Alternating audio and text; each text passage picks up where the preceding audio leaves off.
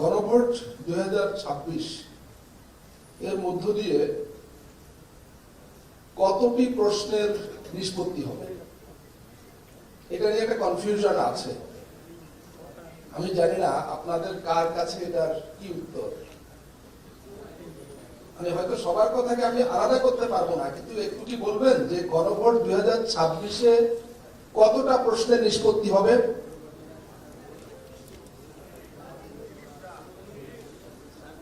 এক একজন এক এক রকম বলেছেন। 84, 48, 4 এই সংখ্যাগুলোর একটা ভিত্তি আছে, কিন্তু জবাবটা হলো আসলে একটা প্রশ্নের নিষ্পত্তি হবে। আমরা ফ্যাসিবাদ আর আবার চাই কি চাই না, জাস্ট এটা নিষ্পত্তি হবে।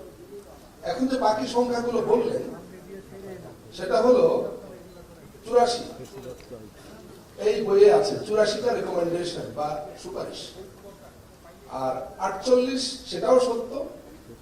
এই 84টার মধ্যে 48টা রেকমেন্ডেশন আছে যেগুলো বাস্তবায়ন করতে হলে সংবিধান সংশোধন করতে হবে।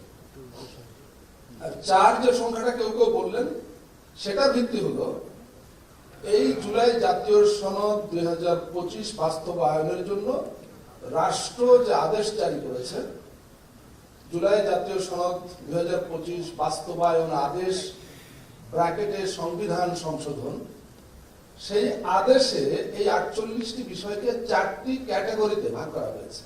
সুতরাং সবগুলা সংখ্যাই কিন্তু সঠিক, কিন্তু গণভোটে নিষ্পত্তি হবে একটা বিষয় যে আমরা ফ্যাসিবাদকে আবার ফিরিয়ে আনতে চাই কি চাই না।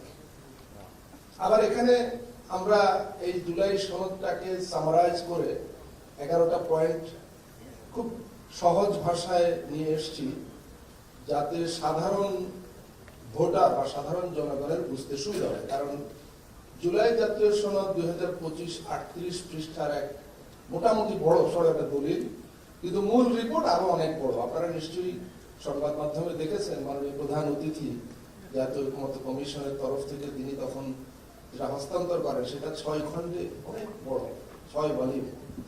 সেটার সামারি হলো জুলাই জাতীয় সনদ 2025, আর তার সামারি হলো এটা।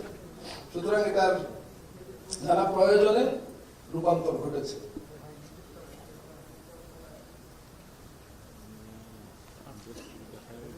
গণভোট 2026 আমরা জানি এটা দেশের মানুষের এজেন্ডা, দেশের সকল মানুষের এজেন্ডা। সুতরাং এটা ব্যর্থ হওয়ার কোনো কারণ নেই। কিন্তু আল্লাহ না করুন কোনো কারণে যদি এটা ব্যর্থ হয় তাহলে কি হবে? এটার অ্যান্সার খুব সিম্পল, ফ্যাসিবাদ ফিরে আসবেই এবং দ্রুততম সময়ে আসবে। একবার কোন পথ যদি কেউ চিনে যায়, দ্বিতীয়বার সেখানে যেতে সময় অনেক কম লাগে। বাংলাদেশের ফ্যাসিবাদ এসেছে হয়তো বেশ কবছর সময় লেগেছিল প্রথমবার আসতে, কিন্তু ফ্যাসিবাদ তো বেশ ভালোভাবে রাস্তাঘাট সব চিনে গেছে। আপনারা যারা ব্যুরোক্রেসিতে আছেন, আপনারা আমাদের চেয়ে আগে টের পাওয়ার কথা যে এর পরের বার যদি ফ্যাসিবাদ আসে তাহলে কতটা সময় নেবে। অনেকের প্রস্তুতি আছে। মিথ্যা বললাম? সম্ভবত আর আসবে না, আওয়াজ শুনে তাই মনে হল। ওকে, তো দুঃখিত, বলে প্লিজ। আমি তো চাই ইন্টারঅ্যাক্টিভ হোক।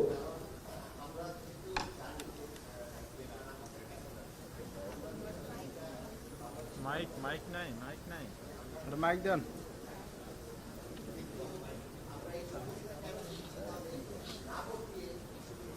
না, ভোটের নিয়মে না, যে আপনার একদম আপনার প্রশ্নটা পরিষ্কার। আমি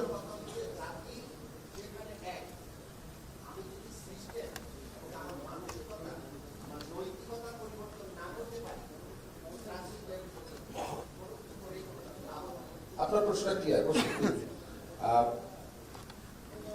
এটা মাননীয় প্রধান অতিথি তিনি এ সম্পর্কে আরো পরিষ্কার করে বলবেন। কিন্তু ডেমোক্রেসিতে তো কিছু সিস্টেম আছে, কিছু তো আমাদের ফলো করতে হয়। আপনি তো কেবলমাত্র হ্যাঁ ভোটের অপশন দিয়ে বলতে পারেন না সবাইকে সিল মেরে আসুন। আপনাকে দুটো অপশনে দিতে হবে, কিন্তু হায়ের প্রয়োজনীয়তা এবং যৌক্তিকতা সেটা আমরা যাতে মানুষকে বুঝাতে পারি, যদি বুঝাতে পারি তাহলে আপনি যেটা চাইছেন সেটা চলে আসবে। আমরা প্রত্যেকেরই এক একটা আদর্শ বা এক একটা রাজনৈতিক শক্তির প্রতি পছন্দ অপছন্দ, আনুগত্য, দুর্বলতা থাকতেই পারে, যে যে প্রফেশনে থাকি না কেন থাকতে পারে। এটা এমনকি কারো কারো পরাজিত ফ্যাসিবাদের প্রতিও অনুরাগ থাকতে পারে। কিন্তু প্রশ্নটা হলো যে আমরা যে যা করে খাই, মানে আমাদের পেশা, সেই কাজটা মর্যাদার সঙ্গে করতে পারাটাই তো আরাধ্য হওয়ার কথা। আপনি ব্যুরোক্রেসিতে আছেন, আমি সাংবাদিকতায় আছি, আরেকজন ব্যবসা বাণিজ্য করে, প্রত্যেকের কাজটা নিরুপদ্রবে এবং মর্যাদা নিয়ে করতে পারাটাই হলো মূল বিষয়। এখন আপনি বা আমি বা আমার মতো অন্য কেউ, তার একটা রাজনৈতিক পক্ষপাত আছে, এবং আমি মনে করি যে আমি যাকে পছন্দ করি সে দানব হয়ে উঠলেও সমস্যা নাই। আপনার জন্য হয়তো এটা সমস্যা নাই, কিন্তু আমি বা আপনি, আমরা যদি আমাদের উত্তর প্রজন্মের কথা চিন্তা করি, তাদেরকে আমরা কোথায় রেখে যাব? ধরেন আপনার এক জীবন কেটে যাবে, ভালো মন্দ, স্ট্রাগল, ফ্যাসিবাদ, গণতন্ত্র সব মিলিয়ে, কিন্তু প্রজন্মের পর প্রজন্মান্তর আমরা কি এই সিস্টেমে তাদের জন্য রেখে যাবো? আমরা তো তাদের ভালো চাই, তাদের ভালো স্কুলে পড়ালেখা করাই, তাদের পেছনে অনেক টাকা নষ্ট করি, প্রাইভেট টিউটর রাখি। আপনি বা আমি কি চাইবো? যে আমার সন্তানও ঠিক আমার মতো কোনো একটা দলের রেজুর ভিত্তি করে যদি সে দল ক্ষমতায় থাকে, তাহলে সে ভালো সুযোগ সুবিধা পাবে, ভালো পোস্টিং পাবে, তারপরে সে অনেক আরাম সে ক্ষমতা, বিত্ত, বৈভব এগুলো নিয়ে জীবন কাটিয়ে দেবে। এটা কি কোনো পিতা মাতার স্বপ্ন হতে পারে? আমি জানি না এটা হতে পারে কিনা। আমরা তো এমন একটা বাংলাদেশের কথাই আমাদের ভাবা উচিত, আমাদের জীবন যেভাবেই কেটে যাচ্ছে বা যাবে, আমাদের সন্তান, আমাদের পরবর্তী প্রজন্ম, তারা যাতে একটা সুস্থ স্বাভাবিক, আমি কথাটা রিপিট করি, সুস্থ স্বাভাবিক, যেটা একটা সিস্টেমে চলবে, যেখানে আইনের শাসন থাকবে, যেখানে মানুষের মর্যাদা থাকবে, সেরকম একটা রাষ্ট্র সমাজ যদি আমরা রেখে যেতে পারি, সেটাই সবচাইতে বড় না? দেখুন, যে সমস্ত দেশ যেগুলোকে আমরা মডেল হিসেবে ধরি, আইনের শাসন আছে, মানুষের অধিকার আছে, ওয়েলফেয়ার আছে, সেই দেশগুলো তো বাবা মা সন্তানদেরকে নিয়ে উদ্গ্রীব হয়, ভালো পড়ালেখা করুক, ভালো স্কুলে যাক। কিন্তু আমাদের মতো এত অনিশ্চয়তায় তারা থাকে না এই জন্য যে সেই দেশগুলোতে এমন সিস্টেম দাঁড় করানো হয়েছে বা হয় যে যদি পড়ালেখায় মানে একাডেমিক লাইফে খুব ভালো নাও করতে পারে, তারা একেবারে নদীতে পড়ে যাবে, পানিতে পড়ে যাবে না, মানে সিস্টেম তাদেরকে রক্ষা করবে। আসল বিষয়টা হলো সিস্টেম। একটু অন্যদিকে চলে যাচ্ছি, এভাবে বলার পরিকল্পনা আমার ছিল না। এখানে আয়োজনগুলো বিভাগীয় পর্যায়ে যেটা করা হয়, সেগুলোর শিরোনাম দেওয়া হয় যে গণভোটের প্রচার এবং বুদ্ধকরণ। শিরোনাম হিসাবে এটা খুব সুন্দর, ইতিবাচক, মানানসই। কিন্তু আপনাদের বলি, আসলে আপনাদেরকে এই শনিবার ছুটির দিনে কষ্ট দিয়ে যে এখানে উপস্থিত করানো হয়েছে, এটার উদ্দেশ্য ভিন্ন। যা লেখা আছে এটা দরকার, কিন্তু এটা যেহেতু বাংলাদেশের মানুষের এজেন্ডা, অনেকেই হয়তো পরিষ্কার ভাবে জানে না যে গণভোটের বিষয়বস্তু কি কি আছে। কিন্তু সাধারণভাবে আমাদের কাছে তথ্য হলো, মানুষের মধ্যে এরকম একটা আন্ডারস্ট্যান্ডিং চলে এসছে যে দেশে একটা পরিবর্তন আনার চেষ্টা হচ্ছে, সেই পরিবর্তনের জন্য এই হ্যাঁ না ভোট, হ্যাঁ দিলে পরিবর্তন আসবে, না দিলে পরিবর্তনটা হবে না, আগের অবস্থায় থাকবে। এটা মোটামুটি আপনি দেখবেন গ্রামের লোকদের সঙ্গে কথা বললো, শেষ পর্যন্ত সেই কথাটাই বলবে। তো তাহলে আমি যে বললাম আপনার অন্য কাজের জন্য এখানে আমরা উপস্থিত হয়েছি, সেটা কি? সেটা হলো যে এই যে পরিবর্তনের চেষ্টা আমাদের, যেটা বৃদ্ধ হলো জুলাই অভ্যুত্থান। জুলাই অভ্যুত্থানের উপর ভর করে আমরা যে জাতীয় জীবনের রাষ্ট্র ব্যবস্থায় একটা বড় রকমের পরিবর্তনের প্রচেষ্টা চালাচ্ছি, এটার বিরুদ্ধে ভয়াবহ একটা ষড়যন্ত্র তৎপর। সেই ষড়যন্ত্রটা হলো মিথ্যাচার এবং অপপ্রচার। আপনারা জানবেন, জেনে থাকবেন নিশ্চয়ই, আমি বিশ্বাস করি জানেন, বিশেষ করে এখন সোশ্যাল মিডিয়ার যুগ, এবং সোশ্যাল মিডিয়ার সঙ্গে কানেক্টেড নাই এরকম মানুষের পার্সেন্টেজ খুবই অল্প। সুতরাং এটা সবার কাছে যাওয়ার কথা যে এবার যদি গণভোট হ্যাঁ জিতে গণভোটে, তাহলে এই থাকবে না, সেই থাকবে না, এই ভয়াবহ জিনিস আসবে ইত্যাদি বলা হচ্ছে। আমি ওইটা উল্লেখ করছি না, এটা প্রমোশন করতে চাই না, কিন্তু আমরা তো জানি এটা কতটা নির্জলা মিথ্যা। মূলত এই মিথ্যাচার এবং অপপ্রচারের ব্যাপারে মানুষের কাছে সঠিক তথ্যটা পৌঁছে দেওয়াটাই হচ্ছে আমাদের কাজ। সেজন্যই কিন্তু আমাদের এখানে উপস্থিত হওয়া। এখন সঠিক তথ্যটা কি? সঠিক তথ্য এখানে লেখা আছে, লিফলেটে লেখা আছে, কিন্তু তারপরও হয়তো কোথাও কোনো সংশয় বা অস্পষ্টতা থাকতে পারে। আপনারা যারা প্রজাতন্ত্রের বিভিন্ন গুরুত্বপূর্ণ দায়িত্বে আছেন মাঠ পর্যায়ে, মানুষজন তো তাদের কাছেই আগে আসবে। আপনাদেরকে অনেক মানুষের প্রশ্নের জবাব দিতে হয়। আপনাদের অধস্তন কর্মকর্তা কর্মী যারা আছেন তাদের প্রশ্নের জবাব দিতে হয়, কারণ তারা আবার একদম সাধারণ মানুষের কাছ থেকে প্রশ্নগুলো পান। সুতরাং আপনারা যদি স্পষ্ট থাকেন, ক্লিয়ার থাকেন যে আসলে এই বইয়ে কি আছে, এই লিফলেটে এই কথা দ্বারা কি বোঝাচ্ছে, তাহলে আপনারা সেই প্রশ্নগুলোর জবাব খুব সহজে দিতে পারেন। এই জন্যই এই আয়োজন। তো সে সম্পর্কে খুবই বেসিক বিষয়গুলো মাননীয় প্রধান অতিথি বলবেন, আমার চাইতে অনেক ভালো করে বুঝিয়ে বলতে পারবেন, সেজন্য তিনিই বলবেন। আমি শুধু আপনাদেরকে একটা ধারাবাহিকতা স্মরণ করিয়ে দিয়ে আমার কথা শেষ করব। যে আমরা যে আজকে এখানে এলাম এবং গণভোটে একদিন উপনীত হবো আর 3 সপ্তাহ কিছু বেশি সময়ের পর, এখানে আমরা কিভাবে এলাম আপনারা অবহিত আছেন। তারপরও পুনরুল্লেখ করি যে জুলাই অভ্যুত্থান 2024 সালের জুলাই আগস্ট মাসে যেটা সংঘটিত হয়েছিল, আপনার আমার মতো বহু বাবা মায়ের আদরের সন্তান, কিশোর, তরুণ, যুবক অকাতরে জীবন দিয়েছে ফ্যাসিবাদের বিরুদ্ধে। আগেই বলেছি, সেই ফ্যাসিবাদের প্রতি আপনার কারো কারো অনুরাগ থাকতে পারে, নাও থাকতে পারে, কিন্তু এটা সত্য যে এটাকে বিদায় করবার জন্য আমাদের অনেকের সন্তানদের, হয়তো ব্যক্তিগতভাবে আমার কিংবা আপনার না, কিন্তু আমাদেরই মতো বাবা মায়ের সন্তানদের জীবন দিতে হয়েছে। এবং বাংলাদেশে যে আবার কোনোদিন ফ্যাসিবাদ আসে এরকম, সেবার হয়তো ঠিক আমার সন্তান বা ঠিক আপনার সন্তানকে একইভাবে জীবন দিতে হবে, সেটা হয়তো অন্যরকম ফ্যাসিবাদ হবে। এটা ভাববার কোনো অবকাশ নেই যে পরের ফ্যাসিবাদ আমার জন্য ফ্রেন্ডলি হবে এবং আর আমার সন্তানকে জীবন দিতে হবে না, দিতে হবে অন্যের সন্তানকে। আমরা দেখিনি পুলিশ অফিসারের সন্তান জীবন দিয়েছে, আমরা দেখিনি অনেক সিভিল সার্ভেন্টের পরিবারের সদস্যরা জীবন দিয়েছে, আমরা দেখছি না বহু সিভিল সার্ভেন্ট এখন জেলখানায় আছে। সুতরাং অস্বাভাবিক পথ কখনো ভালো কিছু আনে না, কখনো আমার জন্য খারাপ, কখনো আরেকজনের জন্য খারাপ।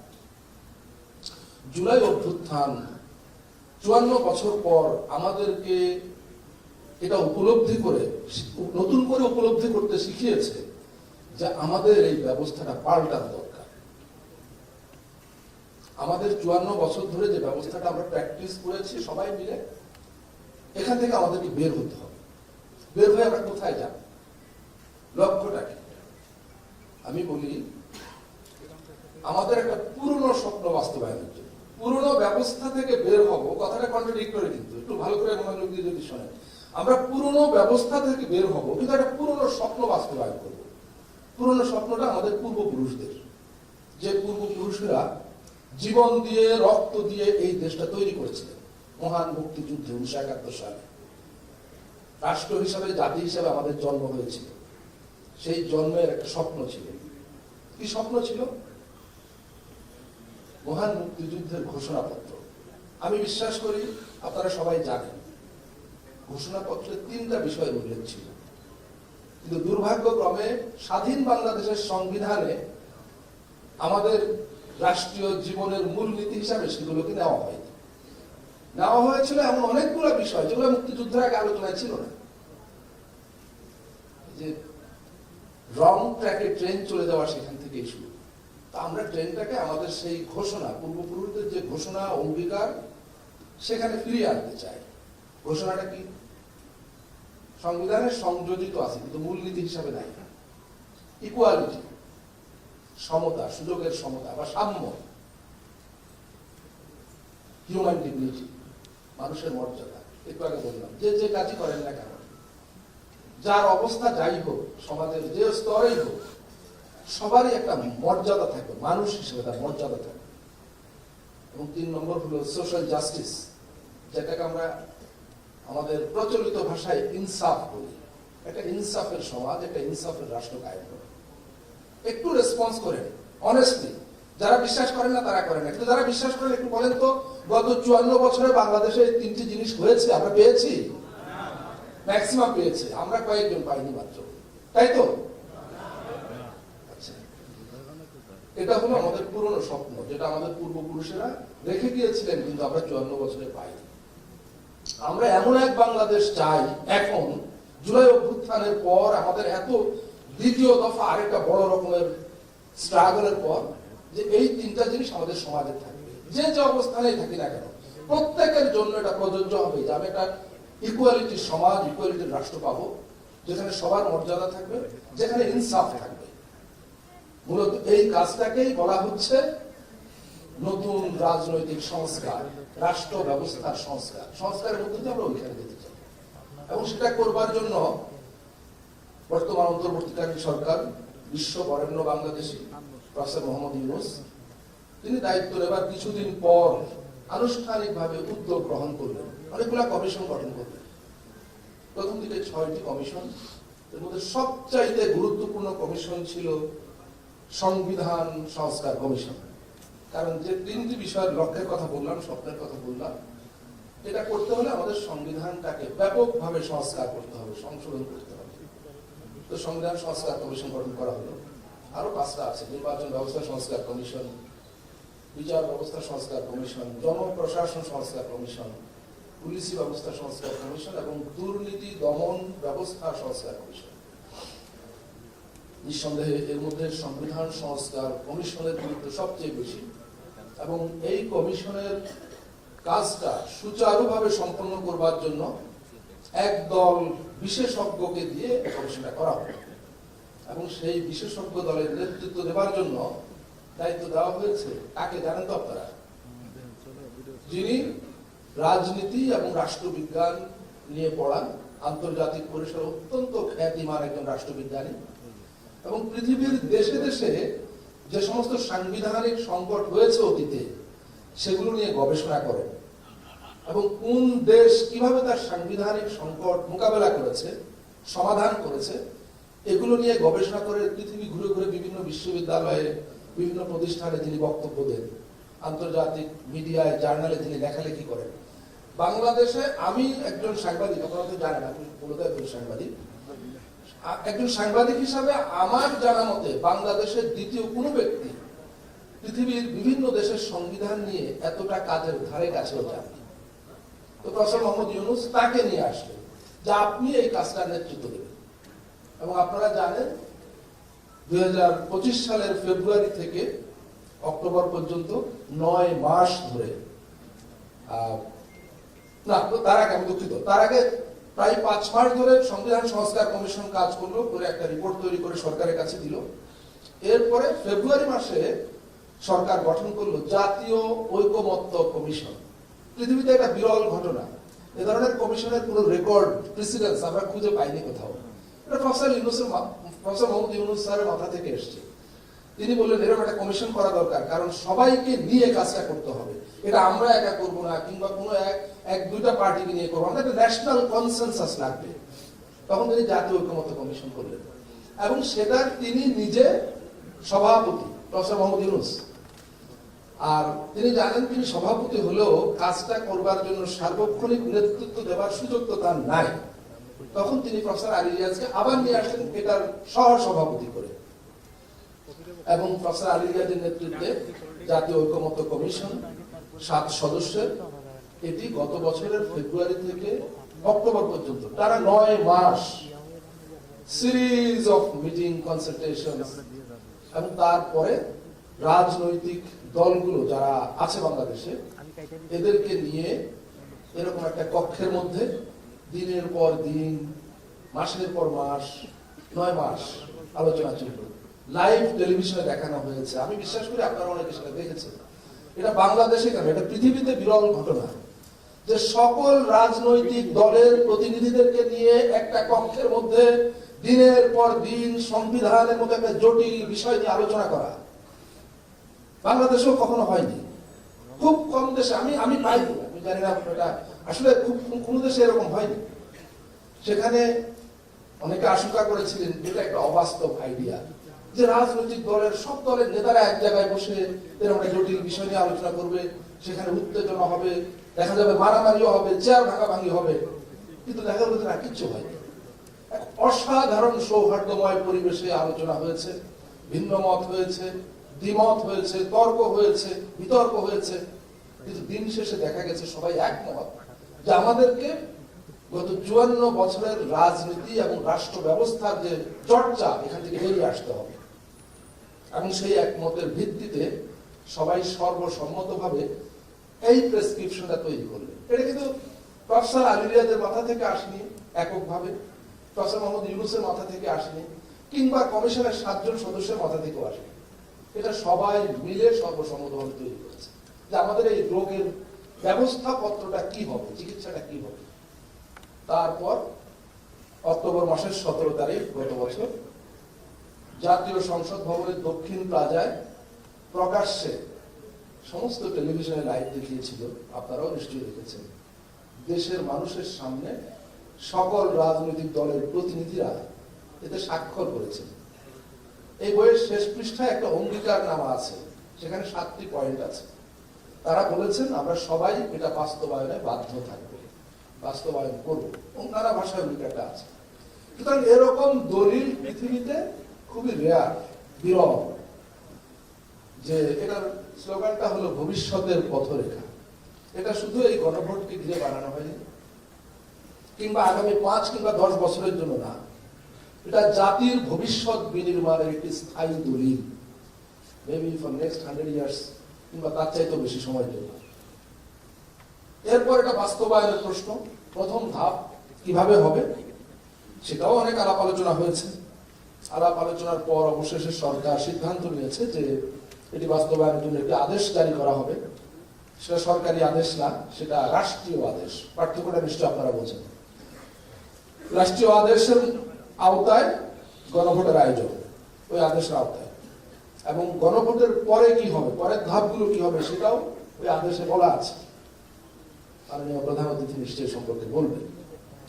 সুতরাং এই যে আমি সংক্ষেপে ইতিহাসটা বললাম, এটা হলো আমরা কোথায় যেতে চাচ্ছি, কেন যেতে চাচ্ছি, এবং কিভাবে এত দূর আসলাম, বাকি পথটা আমরা কিভাবে যাব। আমি বিশ্বাস করি যে একটা সুস্থ স্বাভাবিক আধুনিক গণতান্ত্রিক বাংলাদেশ বিনির্মাণের জন্য আপনাদের কারোই আকাঙ্ক্ষার কমতি নেই, কিন্তু হয়তো এক একজন এক এক ভাবে চিন্তা করেন। কেউ ভাবেন কাজটা ওইভাবে হতে পারত, কেউ ভাবেন ওইভাবে হতে পারত। কিন্তু রিয়ালিটি হলো যে প্রত্যেকের ইন্ডিভিজুয়াল আইডিয়াস তো আর ইমপ্লিমেন্ট করা সম্ভব না। এটা একটা প্রক্রিয়ার মধ্য দিয়ে আমাদের যেতে হবে। আমি জানি না যে প্রক্রিয়ার গল্প আমি এতক্ষণ বললাম, গত 1 বছর বেশি, প্রায় 1.5 বছর ধরে চললো, এর চাইতে বেটার কোনো অপশন আমাদের কারোর কাছে ছিল কিনা, এর চাইতে বেটার কোনো পদ্ধতিতে যাওয়া সম্ভব কিনা। সুতরাং আমরা এই পদ্ধতি নিয়ে আপনাদের কাছে হাজির হয়েছি, আপনারা এই পদ্ধতি নিয়ে জনগণের কাছে হাজির হবেন এবং জনগণকে জানাবেন যে এটার বিরুদ্ধে যে মিথ্যাচার প্রপাগান্ডা চলছে সেটা বিভ্রান্ত না হয়ে জনগণ যদি এবারের গণভোটকে সফল করে, সেটা তাদেরকে কি দেবে, আমাদেরকে কি দেবে, এই দেশকে কি দেবে। আপনাদের কাছ থেকে বেশ কিছু প্রশ্ন এসছে। আমার মনে হয় মাননীয় প্রধান অতিথির বক্তব্যের পর সাধারণত তার বক্তব্যে আপনাদের যে সমস্ত প্রশ্ন মনের মধ্যে আছে লিখে পাঠিয়েছেন তার অধিকাংশের জবাব চলে আসে।